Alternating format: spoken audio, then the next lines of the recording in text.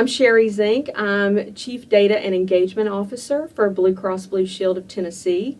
I have ownership of our data and analytics organization, and we actually provide a lot of the analytics across the organization in support of predictive models. So we are definitely a data-driven organization. So when we think about, data and analytics and this program here at UTC, I think what sets the students apart from this MSDA program is, again, the hands-on experience that they're getting. So a lot of the practical projects that they're working on, they're dealing with real data.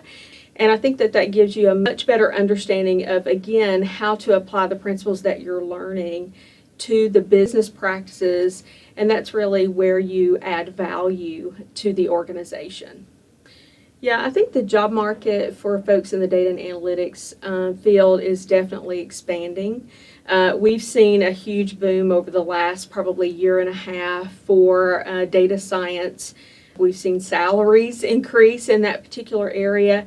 And I think what's happening is as organizations learn more and more how to leverage things like machine learning, artificial intelligence, and they get much better at that, and they understand those use cases that are going to drive business value, that's going to drive operational efficiency.